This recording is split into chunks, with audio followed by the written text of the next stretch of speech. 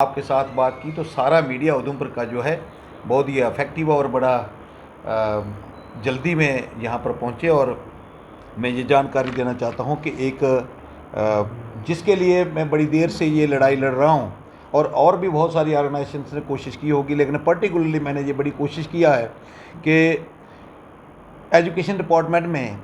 ख़ासकर हमारा school education में जितने भी स्कूल्स हमारे दूर दराज इलाका जात के हैं,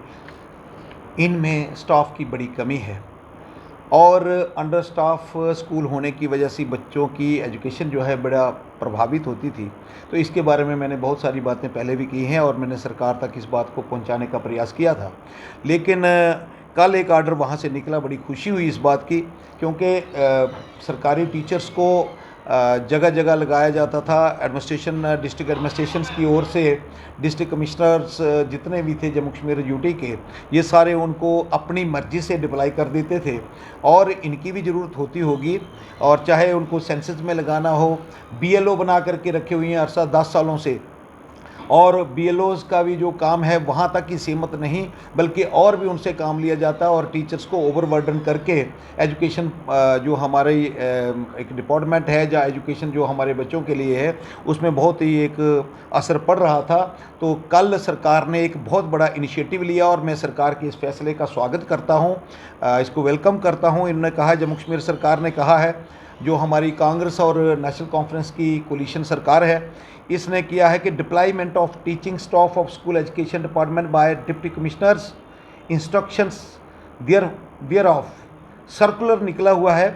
और उस सर्कुलर के तहत ये कहा गया है कि it has been observed that the teaching staff of school education department are being deployed और attached by the Deputy Commissioners of UT of Jammu and Kashmir in various offices for administrative works and other tasks without prior approval or information of the administrative department। बिना higher authorities को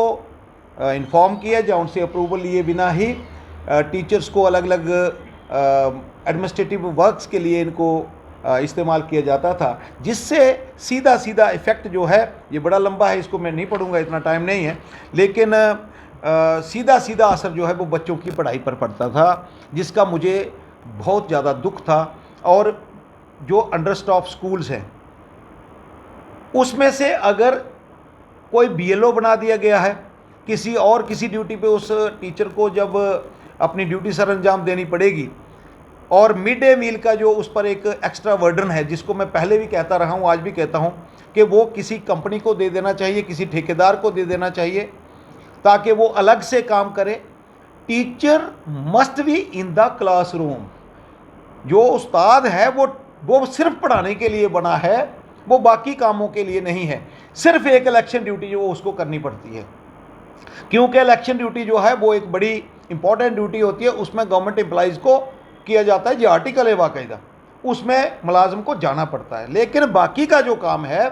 इनसे ना लिया जाए। तो ये जो सरकार का ऑर्डर कल का आया हुआ है, मुझे लगता है कि इसके बाद अब जो स्कूल एजुकेशन डिपार्टमेंट की जो तरक्की होगी, इससे बच्चों को फ़ायदा होगा। और मैं ये ज़रूर कहना चाहूँगा सरकार से कि मेहरबानी करके जो ट्रांसफ़र पॉलिसी है, जो टीचर्स 14-14, 15-15, 20-20 सालों से एक ही जगह, मैं एक एग्जांपल दे सकता हूं, एक फारूक साहब हैं हायर सेकेंडरी स्कूल खनेड़ में, 29 सालों से एक जगह लगे हुए हैं, 29 सालों से। 2 बार उनका ऑर्डर हुआ सेक्रेटरी से और बाद में वो कैंसिल हो गया।